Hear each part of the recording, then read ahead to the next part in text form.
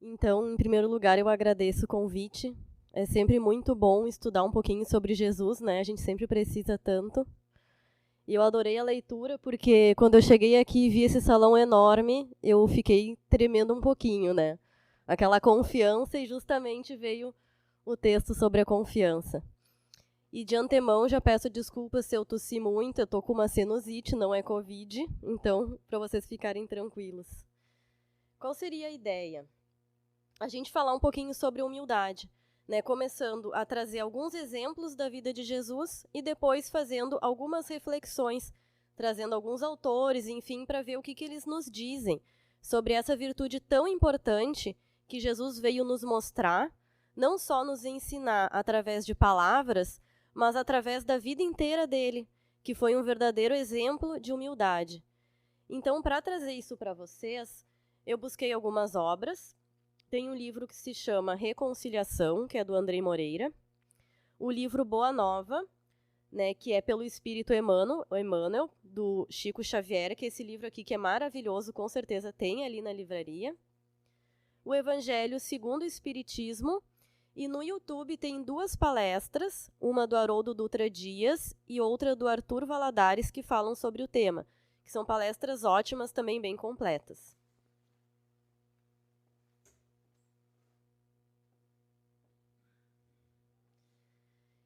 Então, para a gente começar, alguns exemplos da vida de Jesus, né, para mostrar como ele, desde o nascimento dele, veio nos trazendo essa lição. Então, Jesus, ele nasceu em uma estrebaria. Não é que Jesus não tinha casa, porque naquela época as pessoas nasciam em casa. Jesus tinha uma casa, ele tinha um lar para nascer. Mas por que será que justamente aconteceu de Jesus nascer numa estrebaria? Num lugar tão humilde, em meio a animais, dessa maneira? Maria e José tiveram que ir até Belém para se registrar, porque era a época do censo. O Império Romano estava naquela época de controle populacional, de ver quantos judeus tinham ali naquele império, e eles tiveram que se deslocar até Belém, que era a cidade de José, para justamente se registrar. E aí aconteceu que Maria estava muito próximo de dar à luz. Eles foram até lá, não encontraram um local para se hospedar, estava tudo ocupado, não tinha um local adequado, e acabaram justamente indo parar numa estrebaria, e justamente naquela noite Jesus veio ao nosso mundo. Então ele já começou, ele já chegou dessa maneira. E ele também partiu de uma maneira extremamente humilde. Então, nós podemos concluir que a humildade, ela é uma lição muito importante de Jesus. Ela é aquela virtude essencial para que a gente possa se reconectar a Deus, que é o nosso objetivo.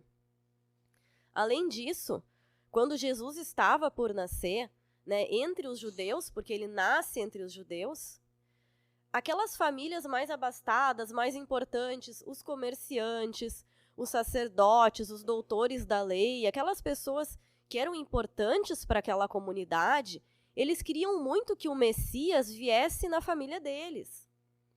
Então eles rogavam a Deus que a vinda desse Messias se desse naquele núcleo familiar. E faziam essas preces, essas rogativas, que o Salvador dos judeus viesse entre os seus. E o que aconteceu? Jesus veio desvinculado de qualquer poder do mundo. Ele veio através de um casal simples, de Maria e José, e nasceu numa estrebaria. Então o irmão X nos conta, num texto seguinte, dizem que o Pai Supremo estudou longamente os desencontrados apelos que lhe eram endereçados, e conquanto permitisse confiantemente que José e Maria sofressem pesadas humilhações na chegada a Belém, determinou que Jesus Cristo nascesse ao pé dos animais, num leito de chão, desvinculado de todos os compromissos da terra, para que a revelação da eterna verdade não ficasse escravizada a ninguém. Ai, desculpa.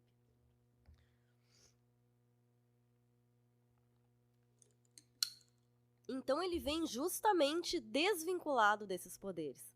E para isso ele veio numa estrebaria. Jesus viveu entre pescadores, acolhendo ladrões e prostitutas. Então isso é muito famoso da vida dele. Né? Nós sabemos que ele não tinha preconceito nenhum, que ele andava em todos os meios e entre todas as pessoas, acolhendo a todos que o procurassem. Jesus não tinha casa. Ele morava na casa de Simão Pedro, ele viajava muito, se hospedava na casa de amigos. Ele era uma pessoa extremamente simples. Jesus entrou em Jerusalém montado em um jumento, como já era anunciado no Velho Testamento. Então, lá no Velho Testamento, esse mesmo Velho Testamento que já anunciava a vinda desse Messias, desse Salvador, dizia que Jesus viria e apareceria, entraria em Jerusalém montado num jumento. E para que essa profecia se cumprisse, ele justamente fez isso. Ele pediu que 2 discípulos fossem lá buscar o jumento num determinado local que ele já sabia que o jumentinho estava lá esperando.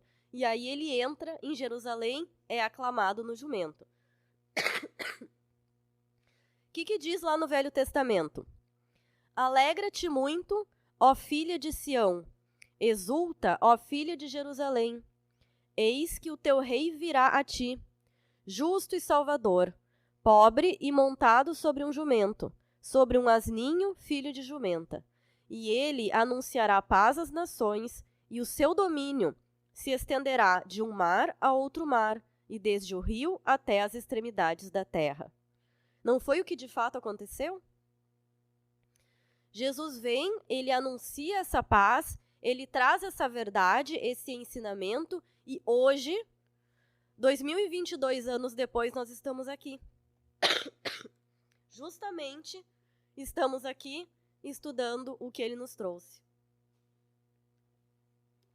Então essa é a prova de que esse ensinamento ele é tão verdadeiro que ele de fato cruzou o mar. E pensa que lá naquela época não tinha o WhatsApp, não tinha o e-mail, não tinha televisão, as pessoas mal sabiam ler, mal se correspondiam por carta. Então pensem na força dessa mensagem.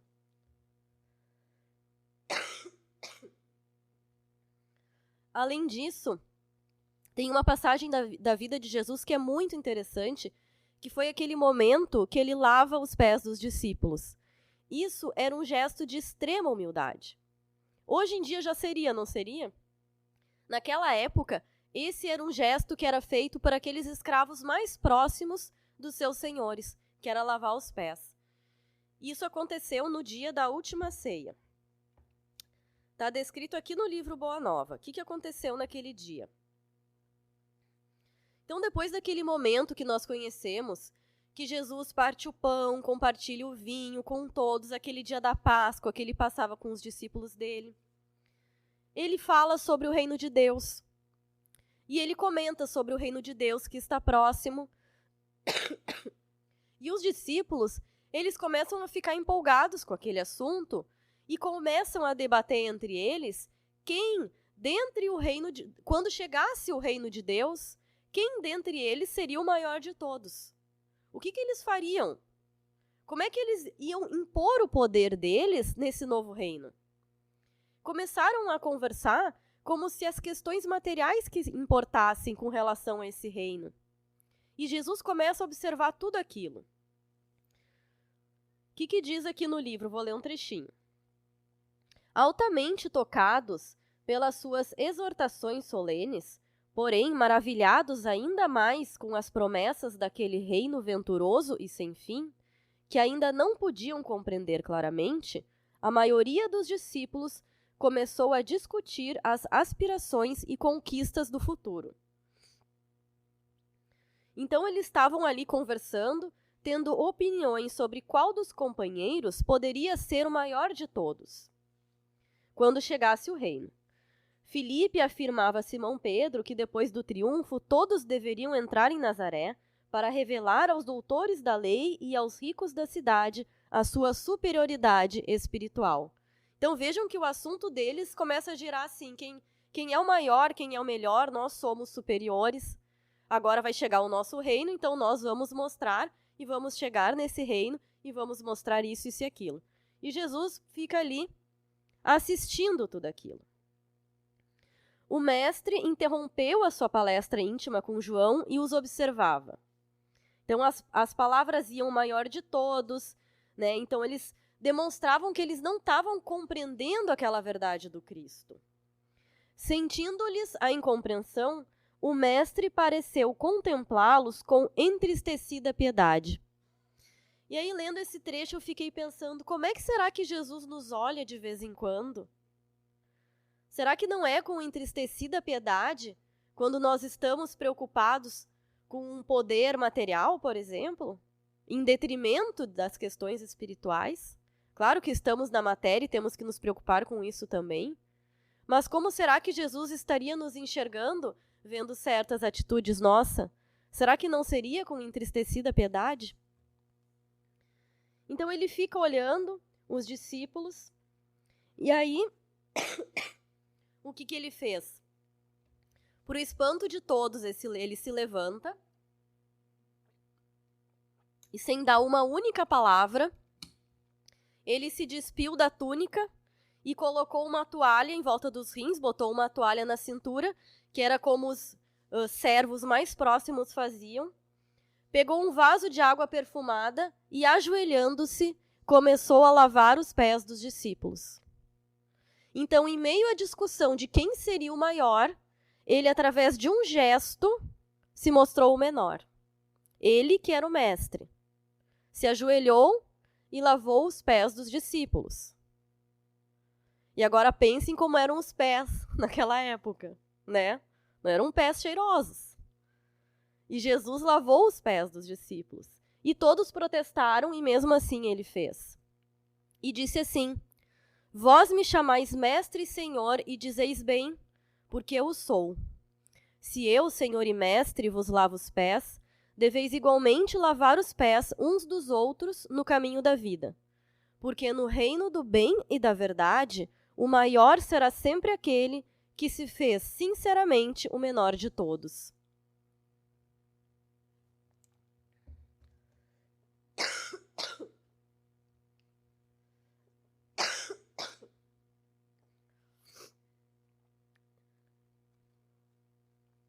Além disso, Jesus foi crucificado entre ladrões. Então, no final da vida dele, ele traz mais um exemplo de humildade, né? Mais uma atitude de submissão e humildade. O que aconteceu naquele dia? Tomé foi acompanhar aquela via crucis de Jesus. Ele queria acompanhar tudo aquilo, queria ver tudo aquilo, mas se disfarçou, colocou outras vestes para não ser reconhecido como um discípulo e passa a seguir Jesus levando a cruz.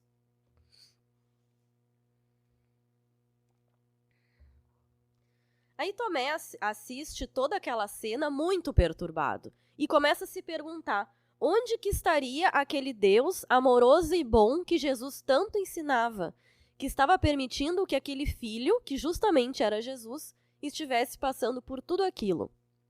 Então Tomé começa a se questionar.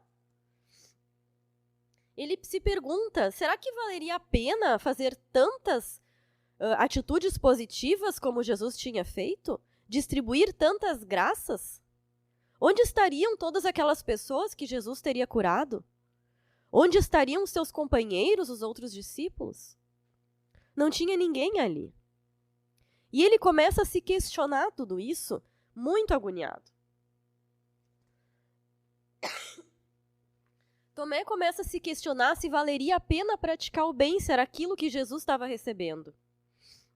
Jesus, no entanto, apesar de todas as chagas, apesar de todas as pedras, apesar de todas as ironias, mantinha um semblante de extrema paz.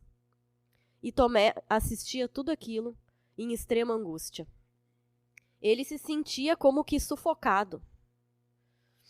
Mas o mestre guardava um semblante de serenidade inexcedível. E aí Tomé lembrou de uma tarde que eles falavam sobre a fé. E se questionavam como seria, quem teria uma fé verdadeira.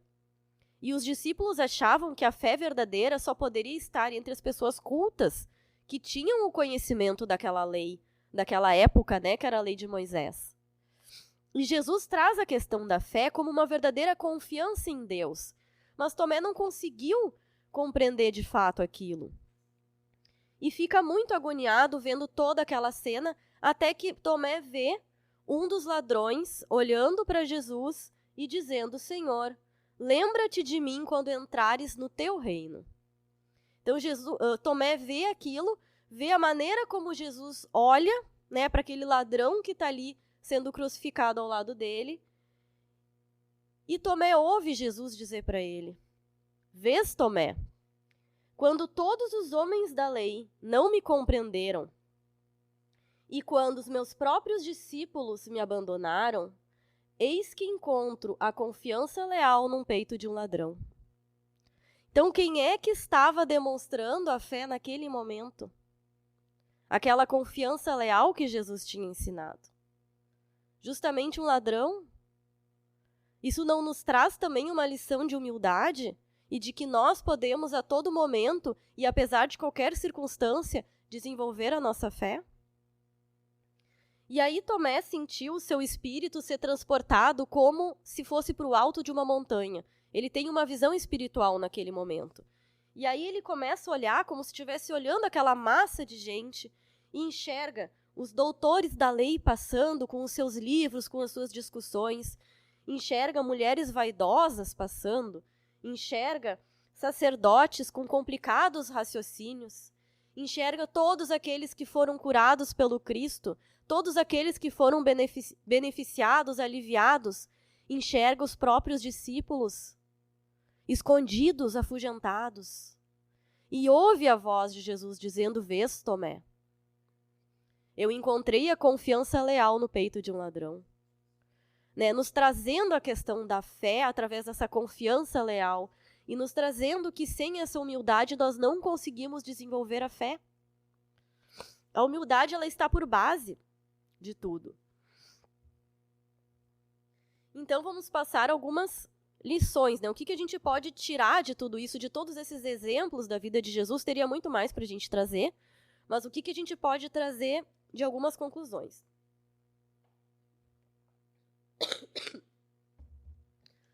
Emmanuel nos traz que a humildade em si é uma prece. Porque a humildade, ela é uma postura interna. Né? A humildade não tem nada a ver com bens materiais, ela é uma postura interna. Ela é como o meu ser se apresenta. Né? Como eu me sinto e como eu me apresento no mundo, perante mim mesmo e perante os meus semelhantes. Ai, desculpa, eu tô assim, ó, péssima. Então, nós deturpamos esse conceito de humildade, associando a questões materiais, mas não é isso. A palavra humildade vem de humus, que é terra. Né? A terra, o chão, a conexão com essa realidade. E uma alma humilde é uma alma fértil. É uma alma que é capaz de dar frutos, porque o orgulhoso, ele está cheio de si mesmo. Como é que o orgulhoso vai se encher de algo? Porque ele já está cheio. Quem pode receber algo de Deus, quem pode se conectar a Deus é quem é humilde. Porque o humilde está vazio, ele tem espaço. Então, que nós possamos encontrar essa humildade dentro de nós. E essa humildade, a gente começa reconhecendo a grandeza de Deus. E reconhecendo que nós somos pequenos diante desse Deus. A humildade a gente também consegue desenvolver reconhecendo a grandeza do universo. Se nós olharmos para o céu, para as estrelas, imaginarmos a quantidade de planetas que existe, nós já vamos nos sentir humildes. Afinal de contas, quem criou tudo isso? Então a gente avalia a grandeza de Deus a partir da grandeza da obra dele, que é o universo inteiro. E a partir disso a gente vai desenvolver um senso de proporção. E se sentir pequeno é maravilhoso. É libertador se sentir pequeno. A gente tira um peso das costas e uma necessidade de controle, porque a gente reconhece que há alguém maior do que nós. Que nós não precisamos saber tudo, controlar tudo, né? Que a gente pode depositar as nossas angústias para um ser que é maior que nós e que tem o controle. Nós não precisamos nós termos o controle. Tem uma frase de Bert Hellinger que não é espírita, mas ele diz que andar de cabeça erguida cansa. E é verdade, né? Então é mais fácil andar de forma humilde. Então isso tudo envolve maturidade emocional e espiritual e nos traz justamente esse senso de proporção. Por que é importante pensarmos no senso de proporção? Porque eu ser humilde não significa eu me sentir incapaz, eu achar que eu não posso fazer mais nada, que eu não dou conta, então que agora é tudo nas mãos de Deus e eu não lavei as minhas mãos. Não é isso. Eu justamente tenho o senso de proporção que eu, enquanto filho de Deus, enquanto criatura dele, sou capaz. Mas eu sou pequeno e vou fazer o que está ao meu alcance. Então esse é o senso de proporção. Jesus tinha esse senso. Ele não falou, quando ele lavou os pés dos discípulos, vós me chamais mestre e senhor, e eu o sou. Ele não está dizendo que ele não é. Jesus sabe quem ele é. Nós temos que saber quem nós somos. Né? Filhos de Deus, criaturas de Deus. E a partir disso nos portarmos e nos colocarmos no mundo com relação ao nosso próximo. André Luiz nos diz o seguinte: estude a si mesmo, entendendo que o autoconhecimento traz humildade e que sem humildade é impossível ser feliz. Então, André Luiz ainda vincula a questão da humildade com a própria questão da felicidade. Porque a felicidade verdadeira, ela vai depender da humildade. Uma felicidade falsa, uma felicidade muito mundana, material, não. Né? Eu posso ser arrogante, orgulhoso e aparentemente feliz aos olhos do mundo. Mas uma verdadeira felicidade, uma paz de espírito e conexão com Deus, eu só vou conseguir a partir da humildade.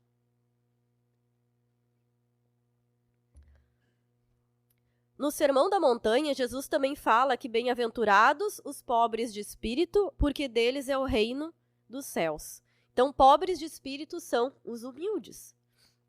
Sendo essa a primeira das bem-aventuranças, a base das bem-aventuranças.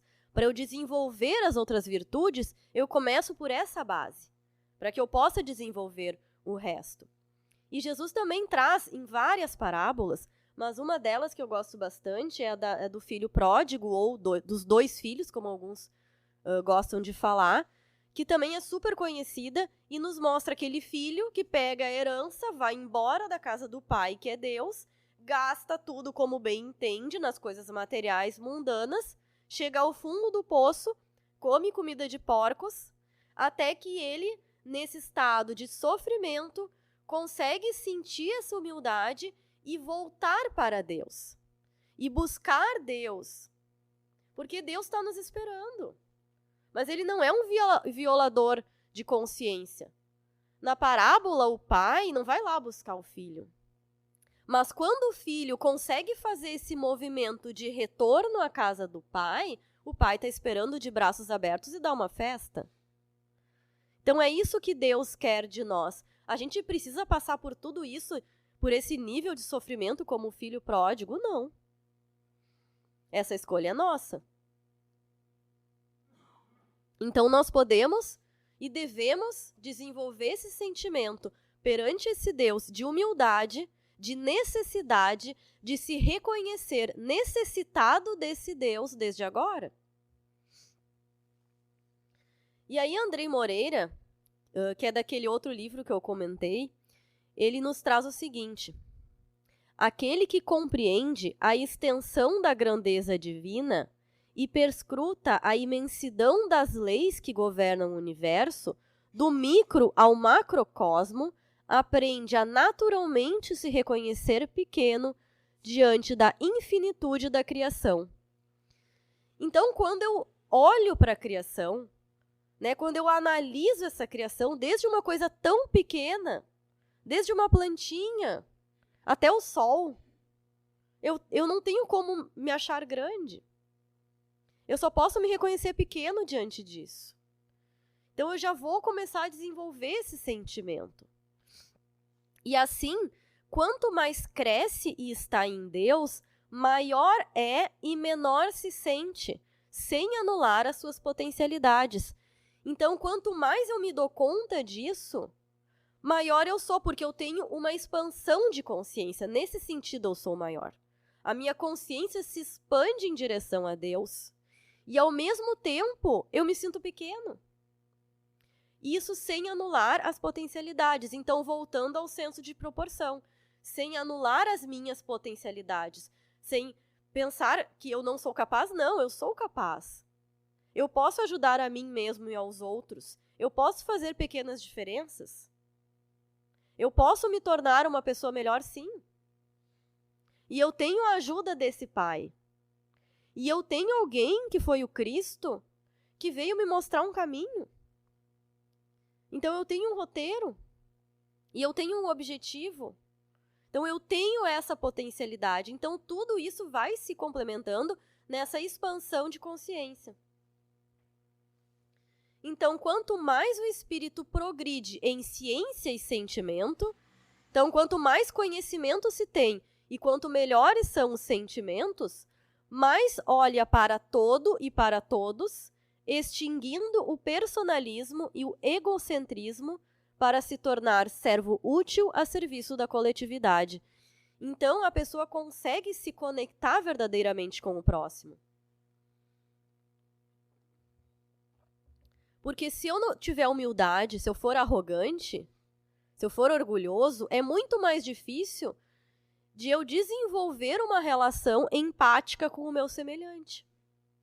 Agora, se eu for humilde, eu vou conseguir de uma maneira muito mais fácil me colocar no lugar do outro e querer ajudar, nem que seja através de uma prece, que já é muito. Então, a partir dessa postura de humildade, eu não vou melhorar só a minha vida.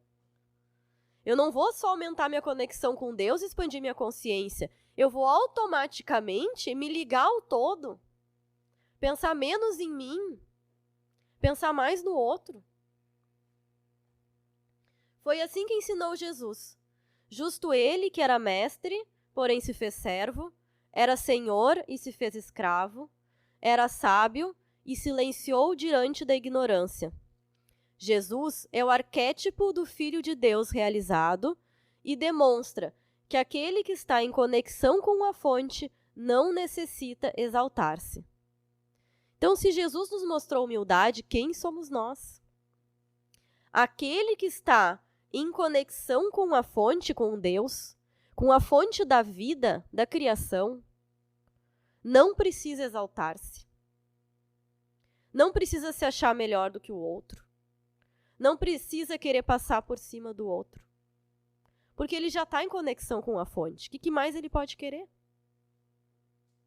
Então, aquela pessoa que se mostra numa postura arrogante e orgulhosa, ela já está demonstrando que ela não tem a conexão com o Pai. Isso é fácil? Claro que não. Um dia a gente consegue um pouco, outro dia a gente não consegue. Mas depois, no outro dia, a gente consegue mais um pouco, depois a gente se irrita com uma bobagem. A gente vai indo assim. Essa é a nossa jornada. Né? Então, a gente não está aqui para trazer um modelo inatingível. Né? Ninguém consegue. Nós não estaríamos aqui senão para aprender. Mas nós temos esse caminho. O que custa fazermos uma prece e pedirmos auxílio para Deus, para Ele nos mostrar esse caminho de humildade?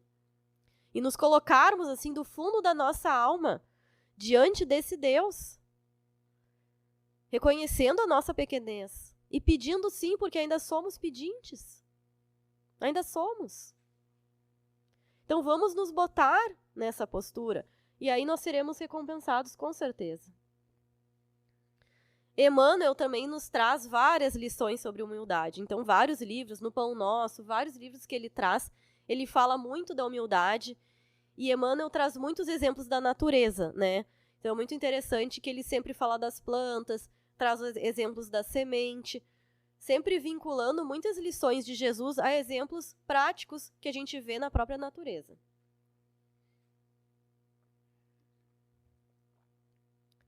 O que ele diz? A humildade é o ingrediente indefinível e oculto, sem o qual o pão da vida amarga invariavelmente na boca. Então, fazendo o link lá com o André Luiz, né? A felicidade. O pão da vida amarga na boca. A vida é amarga se a gente não é humilde. É difícil. Se a gente acha que a gente pode tudo sempre. É pesada. Vamos ter uma vida mais leve. Vamos saber entregar para alguém que é maior que nós. Lembra-te de que a bondade celeste colocou a humildade por base de todo o equilíbrio da natureza. O sábio, que honra a ciência ou o direito, não prescinde da semente que lhe garante a bênção da mesa. O campo mais belo não dispensa o fio d'água, que lhe fecunda o seio em dádivas de verdura.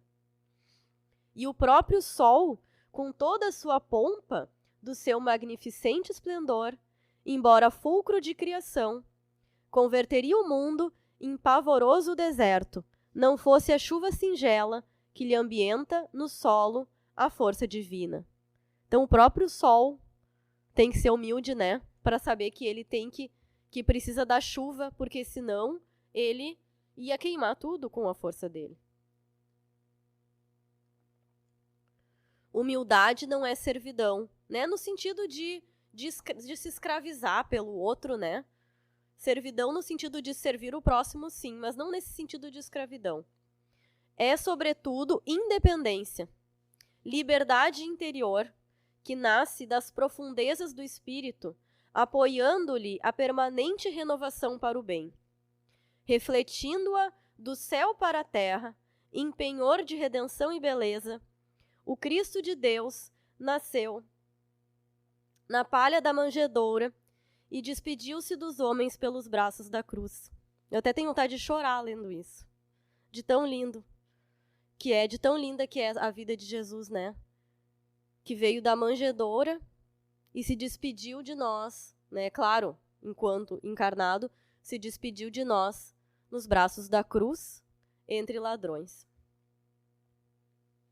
E aí Jesus nos diz: tomai sobre vós o meu jugo e aprendei de mim, que sou manso e humilde de coração, e achareis descanso para as vossas almas. Então ele, que era manso e humilde de coração, nos convida para que nós possamos aprender dele essas características. E assim, a partir disso, nós vamos achar descanso para as nossas almas. Olha que beleza. Então, será que não vale a pena a gente tentar conectar dentro de nós um pouquinho mais esse sentimento de humildade?